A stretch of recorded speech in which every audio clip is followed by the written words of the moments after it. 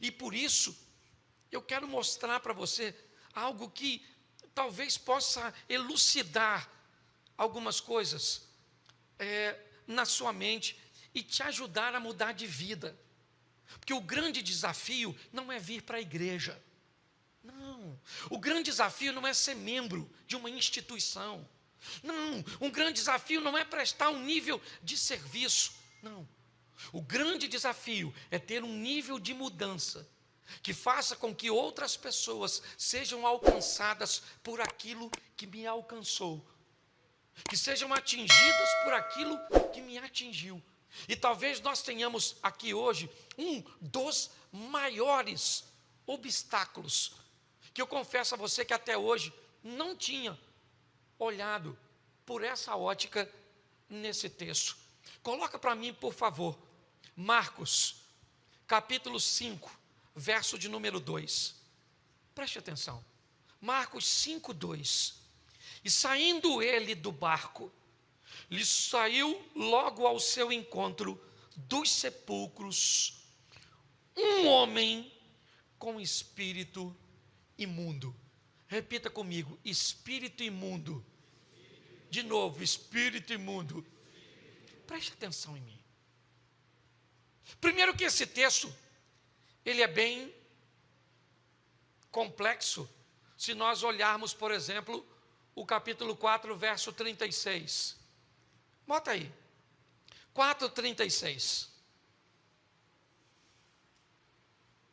Isso, você está no 5:2, volta por 4, isso. E eles, deixando a multidão, o levaram consigo assim como estava no barco, mas havia também com ele outros barquinhos. Preste atenção, Cafarnaum ou Tábita, uma dessas duas cidades. Jesus está envolto numa multidão, ele é popstar.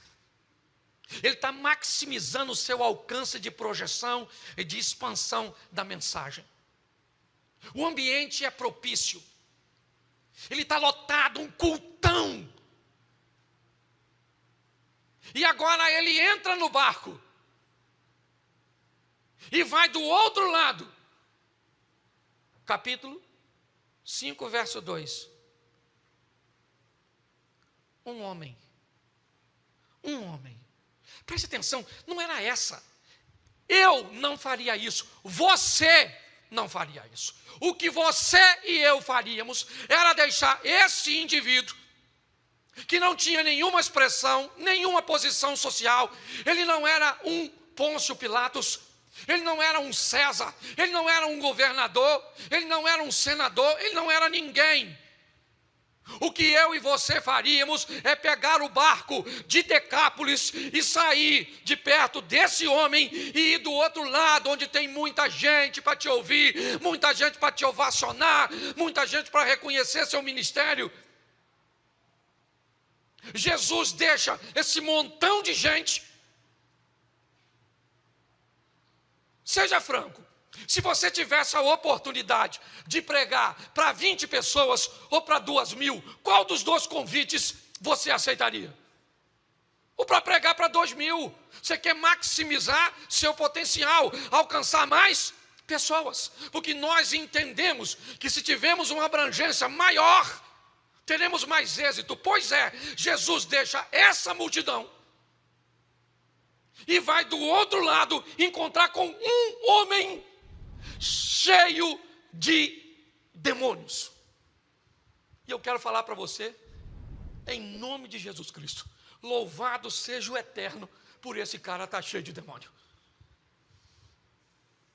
Porque assim que Jesus tirar os demônios desse cara, esse cara vai se tornar alguém extraordinário.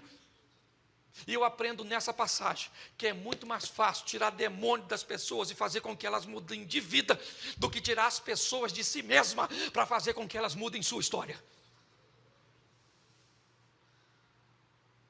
É muito mais fácil você olhar para alguém e ver uma insanidade, um comportamento incorreto, um poder maligno possuindo tal pessoa. E é isso que acontece aqui. O que as pessoas olham? Um cara nu, morando no cemitério, atacando pessoas.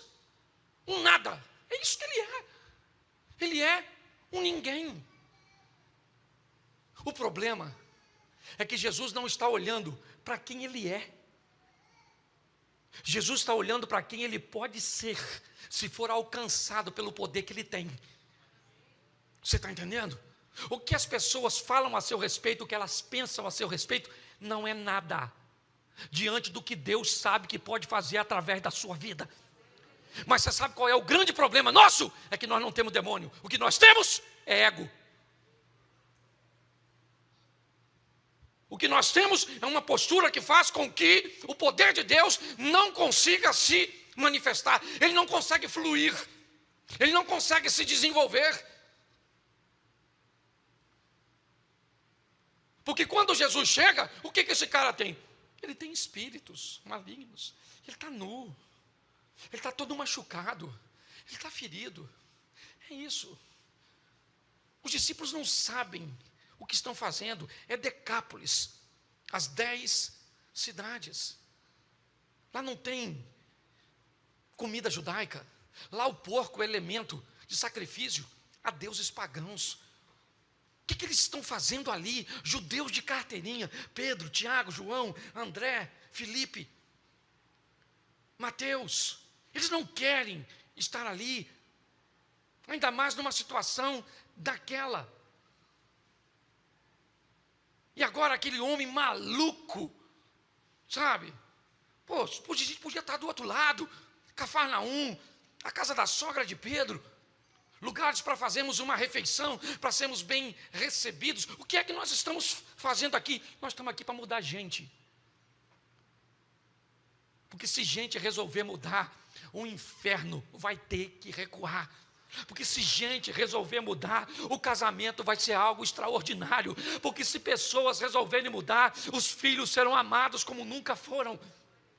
Porque se pessoas quiserem mudar, a igreja vai se tornar o que precisa ser. Um campo de transformação. E é nesse ambiente que Jesus chega. Contrariando as expectativas. Porque Ele é assim. O que encanta as pessoas são baús de tesouro. O que encanta Jesus é a oferta da viúva. Por isso que é difícil conviver. Os meus pensamentos não são os vossos pensamentos, os meus caminhos não são os vossos caminhos, e eu não vejo como você vê. Como é que nós vamos andar com alguém que pensa, vê e reage diferente de nós? Alguém vai ter que mudar, a mudança vai ter que acontecer. Mas sabe qual é o problema? Tem alguém esperando você mudar. Tem alguém esperando que algo aconteça com você. O problema é que não tem um demônio em você. Não. Se fosse um demônio, nós faríamos um exorcismo. Se fosse um demônio, seria muito mais fácil. Porque foi o demônio que roubou a sua santidade. Foi o demônio que roubou a sua vontade de estudar. Foi o demônio que se apoderou da sua vida e agora ele subjugou você. Pois é, se ele for embora, você estava nu e vai se vestir. Se ele for embora, você estava insano e agora vai viver uma vida tranquila. O problema é que quando não tem o demônio. O problema é que quando quem está aqui dentro é o Cláudio. E o Cláudio que vai querer que as coisas aconteçam ao tempo dele, da maneira dele, do jeito dele. E se não acontecer, o Cláudio vai fazer como Sara, arrumar uma maneira para que o que eu quero se materialize. Então eu arrumo um subterfúgio para criar uma maneira. Por quê? Porque Deus não está no modelo que eu gostaria que tivesse. Você já ouviu dizer que o demônio tomou o coração da Sara? Não tinha demônio na Sara. O que tinha era uma Sara que não estava satisfeita com o que Deus estava fazendo. O grande desafio, na verdade, é só esse. É porque eu e você descobrimos que o modelo que Deus criou não é dos melhores, ele não me agrada muito, Então, ele vai entrar em choque com o que eu quero, ou com o que eu vou fazer. Quando não tem isso, como é que é seu nome? Ah, o meu nome é Legião, porque nós somos um montão. Ok, sai dele agora. Sai dele agora. Acabou, acabou.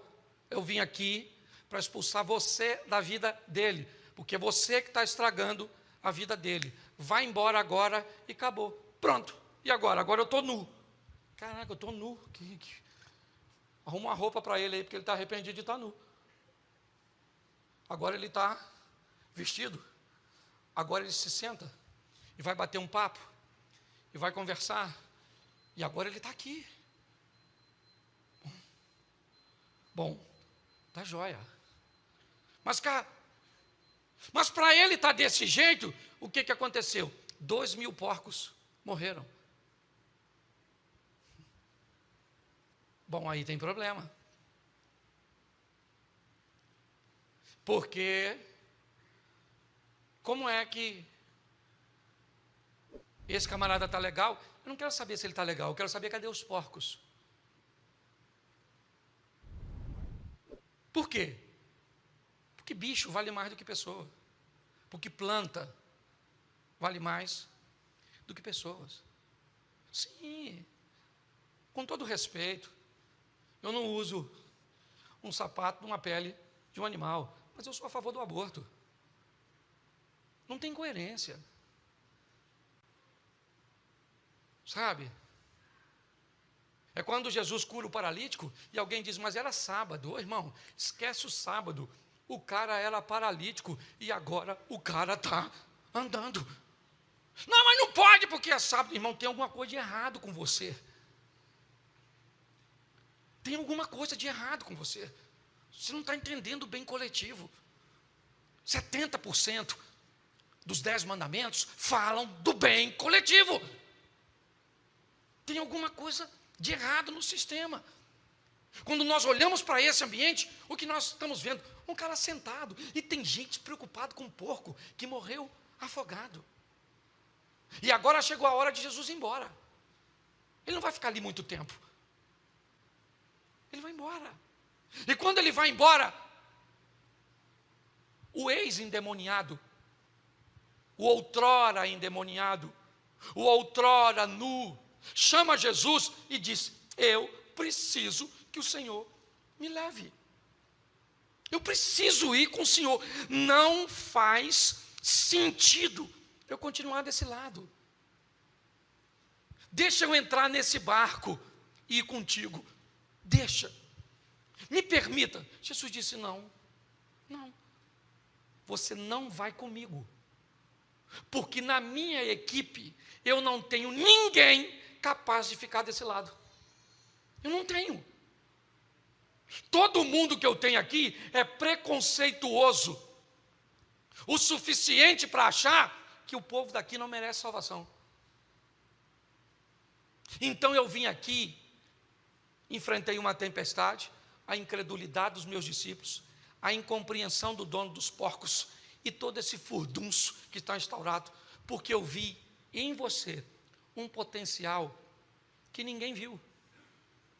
Porque eu sabia que a única coisa que você tinha era demônio. Mas sem demônio, você conseguiria fazer uma entrega total e não parcial. E não abrir uma concessão. Então, vá para a sua casa, vá para os seus e mostre para eles. Marcos 5:20. Marcos 5, verso 20. E ele foi e começou a anunciar em Decápolis quão grandes coisas Jesus lhe fizera, e todos se maravilharam. Você sabe por quê? Porque depois dessa ocasião, ele nunca mais andou pelado. Você sabe por quê? Porque depois dessa ocasião, ele nunca mais atacou ninguém. Você sabe por quê? Porque depois dessa ocasião, Ele se tornou um cidadão capaz de conviver de uma forma satisfatória na sociedade. Esse camarada não foi respeitado porque falava língua estranha. Não estou desmerecendo os dons.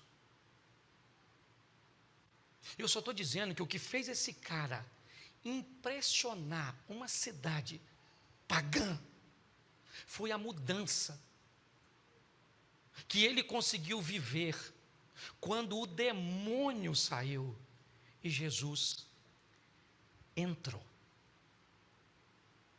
Você sabe, e eu falo isso com muito pesar e me colocando. O grande problema é que nós não temos demônio. O que tem é alguém dentro de nós, cerceando, limitando, estabelecendo fronteiras, dizendo que nível de ocupação é que vai acontecer. Até aqui o senhor pode ir, até aqui o senhor vai, ó, no meu dinheiro o senhor só vai até aqui, no meu temperamento o senhor só vai até aqui, na minha rede social o senhor só vai até aqui, o senhor, aqui eu estabeleço os limites. Eu gosto desse negócio de brincar de igreja, eu gosto de ir lá, eu gosto de ver. E o que que tem nesse cara? Um demônio? Não, o que tem é ele, o que tem é ela. Aí ela vai postar um nude, aí é a postura, porque não tem a ver com o demônio, tem a ver com a pessoa, sabe? Judas não tinha um demônio, o que tinha era o Judas, entendeu? Se tivesse um demônio no Judas, era expulsar o demônio e está tudo certo, o traidor ia embora. Mas não era um demônio, era o cara, era o caráter, era a postura. E é isso que nós estamos vendo aqui. O texto diz que ele começa a anunciar em Decápolis. Capítulo 7, verso 31, mais 2 versículos, eu termino. Capítulo 7, verso 31. 2 anos e meio depois desta visita, do capítulo 5, verso 1, chegaram à província dos Gadarenos.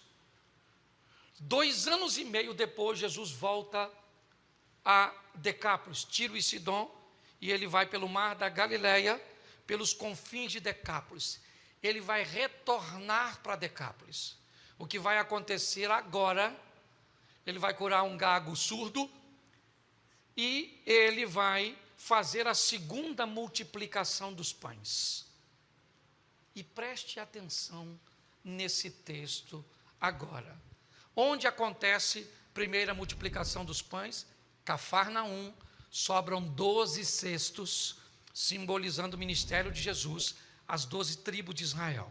Segunda multiplicação dos pães acontece aqui, Decápolis, 7 cestos vão sobrar, e preste atenção no capítulo 8, verso 9. 8, 9.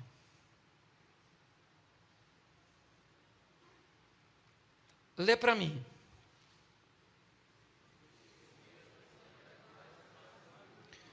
Os que comeram eram quase. Tá. Há 2 anos e meio atrás, aproximadamente, Jesus atraca seu barco em Decápolis para ter um encontro com um cara que andava nu, atacava pessoas e era considerado louco. 2 anos e meio depois do encontro, Jesus volta para Decápolis, encontra 4.000 homens, sem falar mulheres e crianças, interessadíssimo em ouvir o que Jesus tinha a dizer. Pergunto eu para você, quem Jesus deixou em Decápolis para pregar a palavra para esse povo? O apóstolo Paulo? O profeta Elias? Não. Um cara que ninguém dava nada por ele.